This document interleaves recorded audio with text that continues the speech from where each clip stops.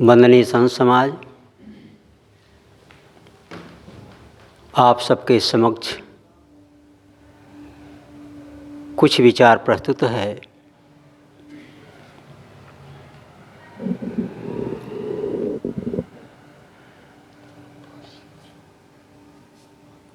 सृष्टि का सिरमौर प्राणी मनुष्य है। वह दो भागों में विभक्त है, एक नर और दूसरा है नारी। दोनों को जन्मसिद्ध समानाधिकार है।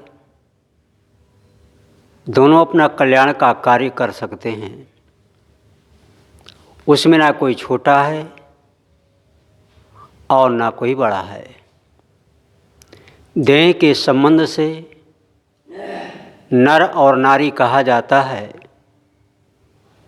लेकिन उसमें जो रहने वाली चेतना है वह नर है और न तो नारी ही है। एक संत कुछ भक्तों के बीच में अपने विचार को सुना रहे थे। मातृदेवो भव, पितृदेवो भव, अतिदेवो भव, आचार्य देवो भव। माता देवता, पिता देवता, आचार्य देवता और अतिथि देवता, ये मुख्य चार देवता थे। वेदों में तो प्राकृतिक शक्तियों को मान करके पूजा की गई है। उपनिषदों में भी आत्मा पे जोर दिया गया है। लेकिन जब से पुराणों की वहिया आई है, ना मालूम कितने देवी देवताओं का निर्माण हुआ। जो आदमी जितना कमज़ोर होता है वह अनेक प्रकार के देवी देवताओं का निर्माण करता है। स्वयं तो भ्रमित होता ही है, दूसरों को भी भ्रमित करता है। वास्तव में ये देवी और देवता जितने भी पुरुष वर्ग हैं ये देवता हैं, और जितनी नारी वर्ग की हैं ये सब देवी हैं। देवता मानो मूर्ति कहती हो, मूर्ति कह रही हो, अगर हमें देवता मानते हो तो हमें दो। अगर हमें देवता मानते हो, देवी मानते हो तो हमें दो। एक भाव। दूसरा भाव, जो देने वाला होता वो देवता है। मूर्ति तो आपको ही देती नहीं है, प्रतिमा को ही देती नहीं है। वो देवी देवता कैसे हो जाएगा? देवी देवता वास्तव में माता और पिता हैं। इन्हीं के द्वारा सबके शरीर का निर्माण होता है। इन्हीं के माध्यम से शरीर उत्पन्न होता है। माता पिता बच्चे की परवरिश करते हैं, रहने की व्यवस्था करते हैं, और जीवन निर्वाह के लिए भी माता पिता व्यवस्था करते हैं। वास्तव में सच्चे देवी और देवता हैं। लेकिन आदमी को इन पे विश्वास नहीं होता कि कहीं माता पिता देवी देवता हो सकते हैं, क्योंकि बोध नहीं है। गुरु कबीर ने कहा, आत्मज्ञान बिना नर भटके, कोई मथुरा कोई काशी। अपनी आत्मा का बोध नहीं है। ऐसा क्यों? कबहु न भयो संगयो साथा। कभी विवेकवानों का, वैरागवानों संतों का संग नहीं किया। इसलिए परिणाम क्या होगा? अब तुम्हारा निवास नरक में होगा। नरक का मतलब क्या होगा? मानवेतर योनियों में चले जाओगे, वहाँ दुख भोगोगे। वहाँ पे भोग भूमिका है। वहाँ ना तो कर्म बनते हैं और ना कर्म बिगड़ते हैं। और मनुष्य योनि भोग भूमिका के साथ में कर्म योनि है। यहीं पे कर्मों का सुधार और यहीं पे कर्मों का बिगाड़ भी होता है। मनुष्य योनि में आकर के मनुष्य का तन पा करके साधक चाहे तो अपने आवागमन के बंधनों से छूट भी सकता है और चाहे तो 84 लाख जो पूर्व परंपरा से मानी गई योनियां हैं उसमें जा सकता है।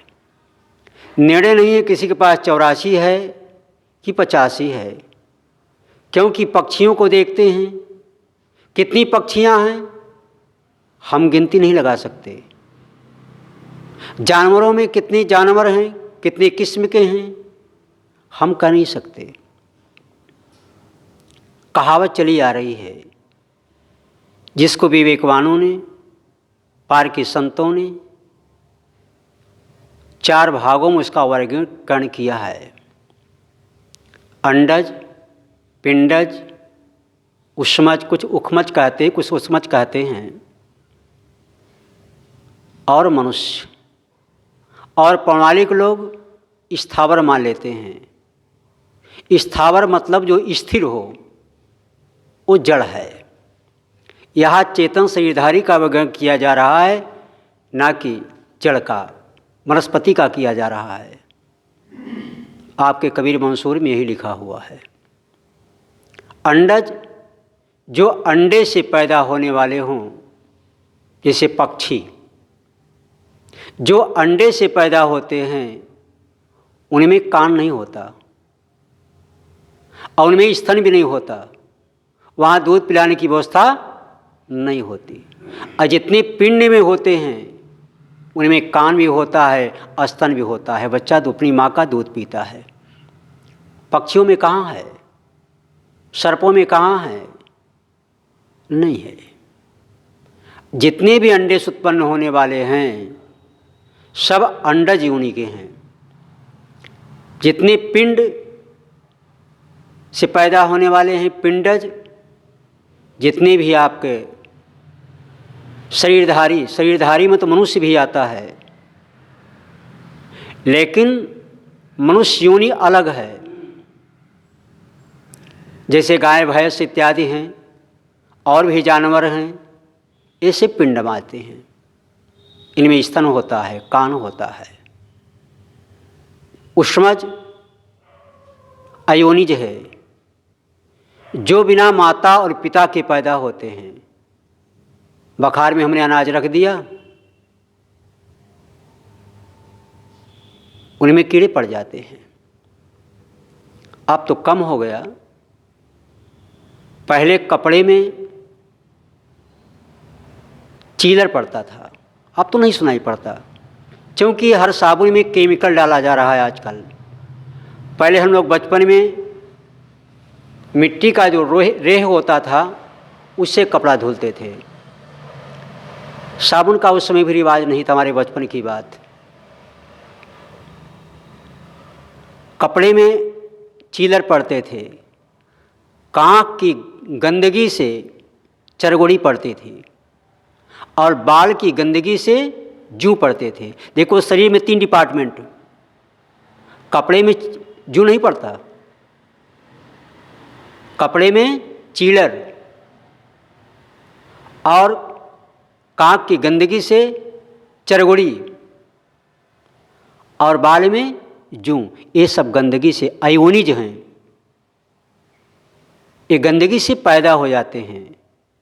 जहाँ पे गंदा पानी रुकता हो वहाँ पे पैदा हो जाते हैं। अयोनिज हैं, इनमें माता पिता नहीं होते, लेकिन संस्कार उनका होता ही है। जहाँ पे संस्कार होगा वहाँ पे पहुँच जाएंगे वो। अमनुष्य योनि है, ये साधन करने का, ये साधन करने के लिए मिला हुआ है। ये मनुष्य अलग है, अंडज पिंडज उष्मज और मनुष्य 4 खाने हैं। चौनाम 4 रासनाम ढेर, 4 84, इनको 4 कहा गया। हर आदमी का शरीर अपने हाथ से 3.5 हाथ का होता है। दूसरे के हाथ से 7 हो सकता है, 8 हो सकता है, 5 हो सकता है, 3 हो सकता है, लेकिन अपने हाथ से सबका शरीर 3.5 हाथ का होता है। 3.5 हाथ एक बीता का, एक हाथ में 2 बीता होता है। कितना बीता हो गया? 3.5 हाथ का शरीर है तो एक हाथ में 2 बीता, 7 हाथ हो गया।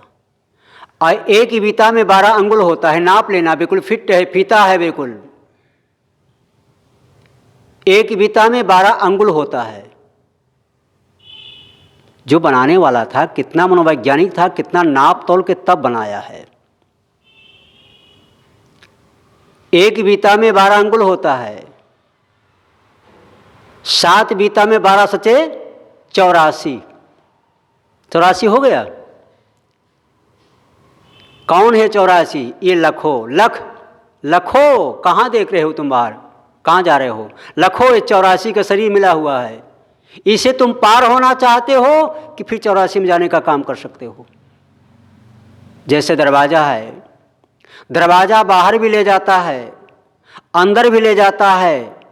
हमें अंदर जाना है कि बाहर जाना है?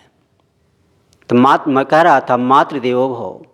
हर इंसान का जन्म माता के द्वारा होता ही है। बिना माता के द्वारा किसी का निर्माण नहीं हो सकता। कागज के पन्नों में तो भले कुछ हो गया हो। कागज के पन्नों में हम पढ़ते हैं कोई जमीन से पैदा हो रहा है, कोई गगरी से पैदा हो रहा है, कोई हिरणी से पैदा हो रहा है, और कोई हाथ से हो रहा है। कबीर साहब क्या कहा? करवीर। जब स्वामी रामन के पास युवती गई, पुत्रवती होने का उन्होंने आशीर्वाद दे दिया। उसने कहा, स्वामी जी मैं तो कुमारी हूँ। कहा, मेरा आशीर्वाद मिथ्या नहीं जाएगा। तो स्वामी जी बड़ा कलंक हो जाएगा, तो हमारा अपमान होगा। उन्होंने गर्भ को खींच करके हथेली में कर दिया। है तो कागजे में कुछ करना। जब आशीर्वाद से बच्चा पैदा हो सकता है तो उसको खींच करके हथेली में ला सकते हैं। तो कर दिया क्या? करवीर। अब उसी का भ्रंश हो गया कबीर। ये लिखा है, लेकिन ऐसा होता नहीं है। प्रथमे उर्वशी से वशिष्ठ जन्म भयो, प्रथमे उर्वशी से वशिष्ठ जन्म भयो। केवट की कन्या से व्यास जी दिखाते हैं। गगरी से कुंभज ऋषि, हिरणी से श्रृंगी ऋषि, अंडा से बिरंडा सुखदेव जी लखात हैं। एक आंख पाए लागी, कहत शुक्राचार्य, समाज के 20 अब दुसाध हैं। अगर इनका नाम हेरोगे सब दुसाध हैं। हनुमान जी के पिता का नाम ढूंढो, कौन है? राम का ढूंढ लो, करो पांडवों का देख लीजिए, शुक्राचार्य का देख लीजिए, वेदव्यास जी का देख लीजिए, सुखदेव जी का देख लीजिए। अब ऐसे लोग खूब पूज्य हो गए। लेखक ने हनुमान जी के पिता का नाम नहीं ढूंढ पाया क्लियर क्या उन्होंने, तो लिख दिया क्या? शंकर सुमन केसरी नंदन तेज प्रताप जगबंदन। 3 पिता का सीट दिया क्योंकि इन्हें नहीं है। ऐसे सबका हाल है। कैसे कैसे बच्चा पैदा हो रहे हैं? एक कागज में। संसार में कारणकार की अटूट व्यवस्था है, उसका कोई उल्लंघन नहीं हो सकता। कारण बिना कार्य न भवति, सांख्य कपिल का सिद्धांत है। महर्षि कपिल लिखा सांख्य में। बिना किसी कारण के कार्य का निर्माण नहीं हो सकता है। इसलिए गुरु कबीर ने कहा, मोर तोर मनुआ कैसे एक होई रे, तू कहता कागज की लेखी, मैं कहता आखन की देखी। अगर दुनिया में कोई निराला संत अगर हैं, 2 टूक की बात कहने वाले हैं, एक निराले संत गुरु कबीर हैं। ऐसा किसी को साहस नहीं जो कह दिया हो। कहीं लाल लपेट की बात तो करना जानते नहीं। हर इंसान का जन्म माता और पिता के द्वारा होता है। इसलिए माँ देवता है। मातृदेवो भव, पितृदेवो भव, पिता देवता है, आचार्य देवता है। माता पिता जन्म देते हैं जीवन निर्वाह के लिए, हमें कुछ क्रिया सिखाते हैं कैसे जीवन निर्वाह होगा। लेकिन आत्म कल्याण कैसे होगा? उनके पास ही ज्ञान नहीं है। क्यों? जही जंजाल फंसे पितु माता, कर्म करावें तही कुशलाता, मात पिता बाल कहीं बुलावें, उदर भरे कोई सुई कर्म सिखावें। ये बाबा गोस्वामी दास ने लिखा। माता पिता जिस बंधन में बंधे होते हैं उसी में अपने बाल बच्चे को भी बांध देते हैं। जो बंधा होता है वो बांधता है, और जो छूटा होता है वो छुड़ाता है। तो मात पिता बालक ही बुलावें, उदर भरे सुई कर्म सिखावें, जही जंजाल फंसे पितु माता, पुत्र फंसावें कही कुशलाता। एक सज्जन अपने बच्चे को बुलाए, कहा बेटा बैठो मेरे पास, मैं अपने जीवन का अनुभव बता रहा हूं। कहा क्या है पिताजी बताइए।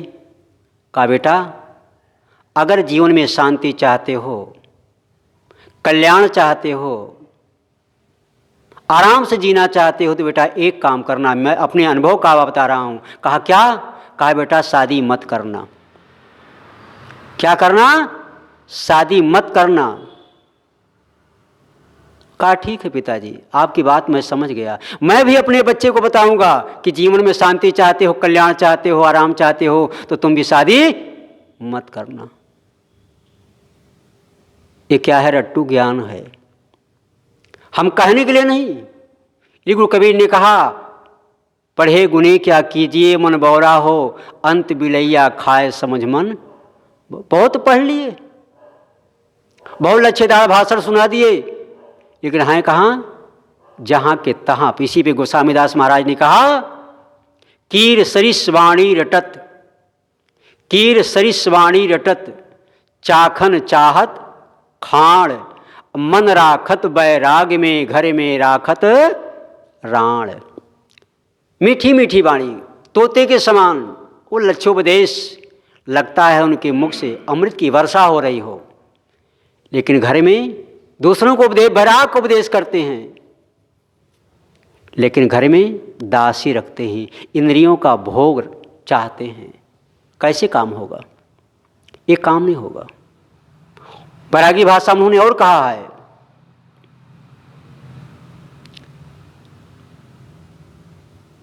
ब्रज रहे प्रिय लोग, उठ नहीं रहा है।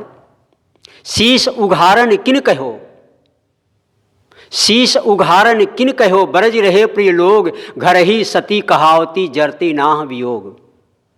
शीश पहले सती प्रथा का रिवाज था। मानो किसी का पति मर गया हो, लोग उसको मना कर रहे हो कि तुम अपने पति के साथ में सती मत हो, तुम साधन भजन करो, अपना ऐसा जीवन गुजार दो।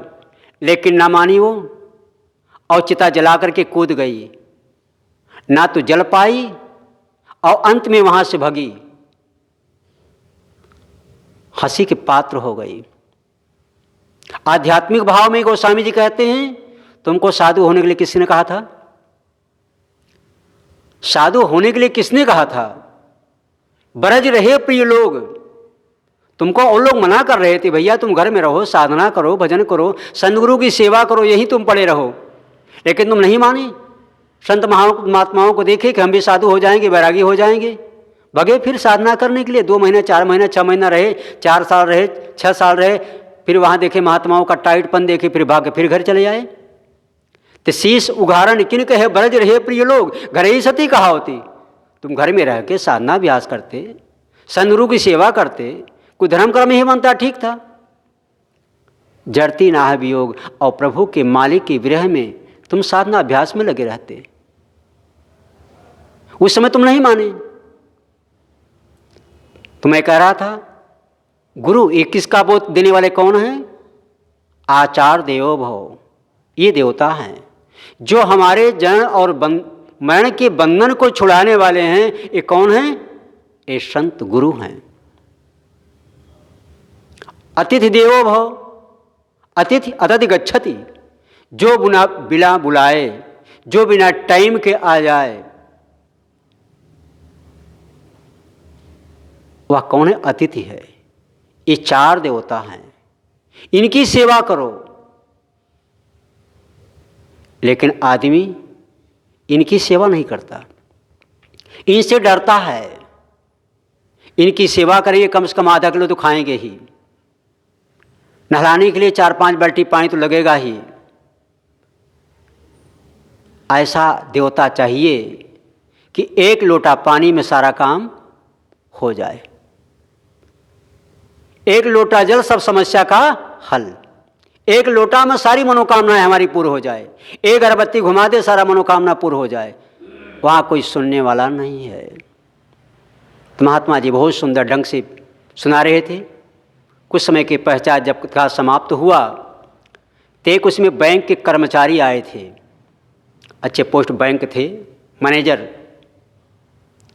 उनकी कोई श्रद्धा नहीं थी, लेकिन अपने मित्रों के कहने की वजह से आ गए थे, बैठे थे। वो दंड प्रणाम नहीं करते किए। क्यों? उनको अहंकार होता है, हम इतनी पढ़े लिखे हैं, इतनी योग्य है, हमारी क्वालिफिकेशन है, पता नहीं किस जात के हैं, कुछ पढ़े लिखे हैं कि नहीं, इनके पास कोई डिग्री है कि नहीं, इसलिए नमस्कार नहीं करते। उनको जात का भी अहंकार होता है।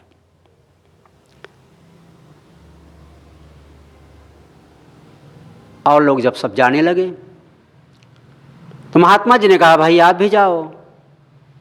उसने कहा महाराज मेरा एक प्रश्न है। कहा क्या? कहा आपका उपदेश तो बड़ा अच्छा लगा। हर इंसान का जन्म माता पिता के द्वारा होता है और माता पिता की सेवा करना चाहिए, अच्छी बात है। लेकिन महाराज आपका उपदेश हम पे लागू कैसे होगा, क्योंकि आपने अपने माता पिता को छोड़ करके निकल गए हो और हमको उपदेश करते हो। अगर आप घर में रहे होते, माता पिता की सेवा करते, तो आपका उपदेश हम पे लागू होता। विचार करने की बात है। आप उपदेश करते हो कि माता पिता की सेवा करना चाहिए, लेकिन आपने अपने माता पिता का परित्याग कर दिया, छोड़ के आप निकल गए हैं, तो आपका उपदेश हम पे लागू कैसे होगा? आप वहाँ रहते, माता पिता की सेवा करते, हमको आप कहते उस समय, तब आपका उपदेश लागू होता। महात्मा जी ने कहा संत महात्माओं की एक परंपरा होती है, साधक गुरुकुल में जाकर के विद्या अध्ययन करता है और जो सीख मिलता है, जो ज्ञान मिलता है, फिर समाज में भक्तों के बीच में कुछ बांटता है, कुछ रोशनी देता है। क्योंकि जैसे हम अबोधित थे, भ्रमित थे, अगर हमें गुरु ना मिले होते तो आज हम कहाँ होते। संतों का उपकार महान, ऋणी रहेगा यह संसार। हमें संत गुरुजन मिले, हमें ज्ञान हुआ, हमें बोध हुआ, तो मैं वही भक्तों के बीच में कहता हूँ, हमारे गुरु इस संत महात्माओं की एक मर्यादा है। सुखदेव जी को व्यास जी रोक रहे थे। अगर सुखदेव जी ना निकल गए होते व्यास जी के कहने पे, तो आज इतनी योग ना बनते और राजा परीक्षित को जो 7 दिन की भागवत कथा सुनाए न सुनाते। उसने कहा महाराज जो अपने माता पिता को छोड़ देता है, मैं इसको दंड प्रणाम नहीं करता हूँ, उसका नमस्कार नहीं करता हूँ, उसकी सेवा नहीं करता हूँ। महात्मा जी ने कुछ समझाना चाहा, लेकिन उनकी सुई उसी जगह पे अड़ी रही कि जो माता पिता को छोड़ देते हैं उनको मैं नमस्कार नहीं करता, दंड प्रणाम नहीं करता, उनकी सेवा नहीं करता, उनकी संगत नहीं करता। महात्मा ने सोचा ये मेरे प्यार का दुरुपयोग है। उन्होंने कहा वीटो पावर का प्रयोग करना पड़ेगा। कहा सुनिए, आपकी पत्नी अपने माता पिता को छोड़ करके तब आपके साथ में रहती है। आपकी पत्नी अपने माता पिता को छोड़ करके तब आपके साथ में रहती है। आप उसी के लिए नौकरी करते हो, उसके बच्चों के भरण पोषण के लिए रात दिन लगे रहते हो, कानून हम पे बगाड़ते हो। पत्नी आपको छोड़ के आई कि नहीं आई? अगर अपने माता पिता को न छोड़ी होती तो आपके साथ में रहती कैसे? हम पे कानून बगाड़ते हो। मैं उसकी संगत नहीं करता हूं, उसको दंड प्रणाम नहीं करता हूं, और तुम उसी के साथ में रहते हो। पढ़ा लिखा योग्य था, समझदार था, लेकिन समाधान चाह रहा था वो। कई संत गुरुजनों से ऐसे प्रश्न किया था वो। लेकिन किसी ने सही समाधान उसका ना किया। जो जिज्ञासु होता है ना, वो खोजी होता है। और जब महात्मा जी के द्वारा उसी ज्ञान मिल गया, बोध मिल गया, तो महात्मा जी के चरणों में जाकर के झुक गया। कहा, गुरुदेव मैं यही चाहता था। मैं कई संत गुरुजनों से ये बात रखा उनके सामने, लेकिन मेरा समाधान नहीं हो रहा था। आज मेरा समाधान हो गया। अब जब फिर बैंक से जब छूटते थे, अपनी ड्यूटी जब छूटते थे, आश्रम आते थे, दंड प्रणाम करते थे और आश्रम की सेवा भी करते थे और समय समय से भोजन भी किया करते थे। एक दिन उनकी माँ आ गई। कहा, साहब मेरा बेटा तो नास्तिक था, मेरा बेटा तो नास्तिक था, इस संत गुरुजनों को मानता नहीं था। कैसे अब रात दिन आप ही के पास अधिकांशतः समय देता है। संत ने कहा, आप इन्हीं से पूछ लो, आप इन्हीं से पूछ लो। तो अंदर में, सबके अंदर में एक खोज की भावना है। ये मन हमेशा कुछ न कुछ खोज में लगा रहता है, लेकिन सही दिशा न मिलने के कारण वो भटकता है। और जिस दिन सही दिशा इसको मिल जाएगी ना, इसका भटकना बंद हो जाएगा। कुछ संत अपनी संत मंडली के साथ में जा रहे थे। एक बातूनी मिला, संतों को देख करके ईर्ष्या द्वेष करने वाले हैं। संतों ने इस निंदा वंदना करने वाले सबके हैं, यहाँ तक भगवान को भी कहने वाले हैं। कहो सब आपकी प्रशंसा करने वाले हों, सब आपकी आलोचना करने वाले हों, ऐसा नहीं है। उन्होंने कहा, वाह, कमाना धमाना कुछ नहीं, खाते हैं 3 टाइम, अब मोटे मोटे बने रहते हैं, कुछ नहीं। और जो उसमें बड़े संत जिनको गुरुदेव कहा जाए, महंत कहा जाए, वो तो मुस्कुराने लगे। और जो सज्जन साथ में थे उनसे नहीं रहा जा रहा है कि गुरुदेव जी कुछ नहीं बोल रहे हैं, वो तो मुस्कुरा रहे हैं। उसने फिर दोहरा दिया, नारी मुई गृह संपत्ति नासी, अमूल मुड़ाए भय सन्यासी। नारी मर गई होगी, मूड़ मुड़ा लिए खाने के लिए, पढ़ते लिखते फेल हो गए होंगे, घर में रहने की व्यवस्था नहीं रही होगी, चलो बस साधु बन जाओ, बैठे बैठे खाओगे, कुछ करना धरना तो है नहीं, देश के बाहर लदे हुए हैं ये। महात्मा जी हंस रहे हैं।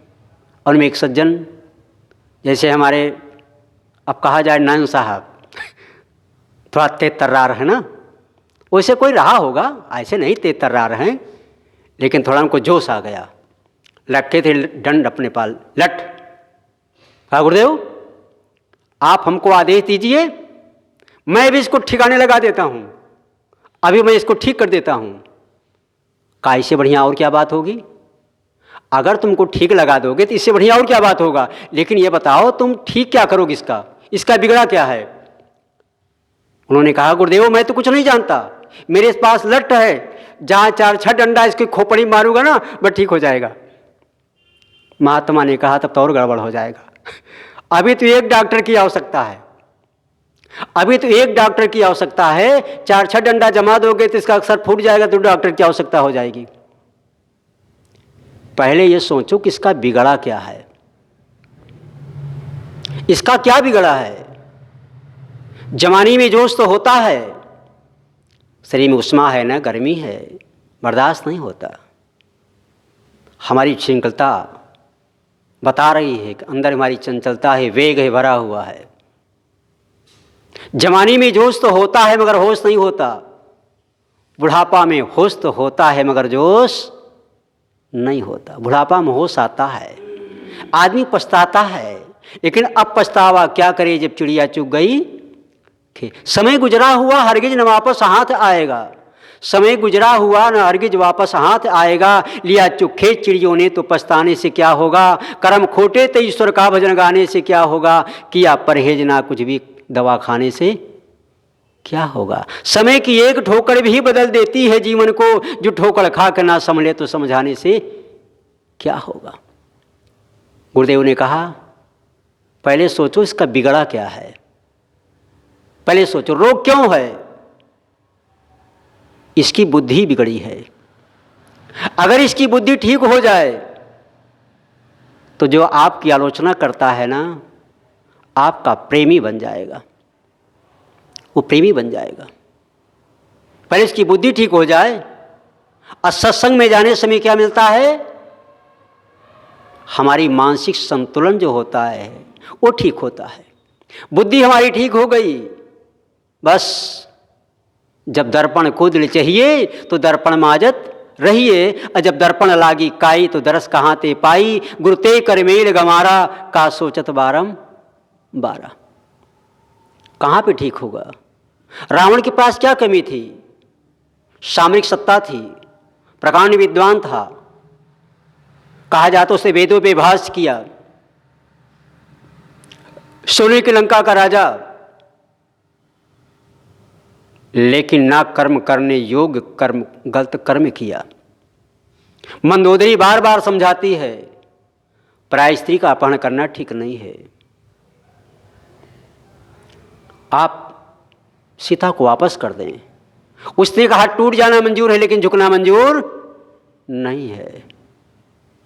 बांस या कोई भी लकड़ी हो, अगर मुलायम है उसका आप जैसे मोड़ना चाहे मुड़ जाएगी, लेकिन अगर लकड़ी सूख गई तो टूट जाएगी, लेकिन झुकने वाली नहीं है। ऐसे आदमी का अहंकार तही पानी दूध पर्वत डूबे। किस पानी? अहंकार। भक्ति में जब आदमी की भक्ति प्रगाढ़ हो जाता है ना, उसके अहंकार और ममकार, अहंकार ममता डूब जाते हैं। तो बेटा इसकी बुद्धि बिगड़ी है। कंस के पास क्या कमी थी? राजा था, लेकिन वह देवकी को जेल में डाल दिया। जेल खाने में भगवान कृष्ण का जन्म हुआ था। जिसकी पैदाइश जेल में होगी, जेल में बंद करने वाले के प्रति क्या भाव होगा? दुर्योधन के पास क्या कमी थी? भगवान श्री कृष्ण के समझाने के बावजूद भी 5 गांव देने को तैयार ना हुआ। परिणाम क्या हुआ? यही कारण है, बुद्धि हमारी बिगड़ी है। जो कहा जाता है दुनिया में अकल दो नहीं तीसरे की गम, आधे में बसे दुनिया डेढ़ में बसे हम। बुद्धि दो है, आधे में पूरा संसार है, डेढ़ में हमारे पास बुद्धि है।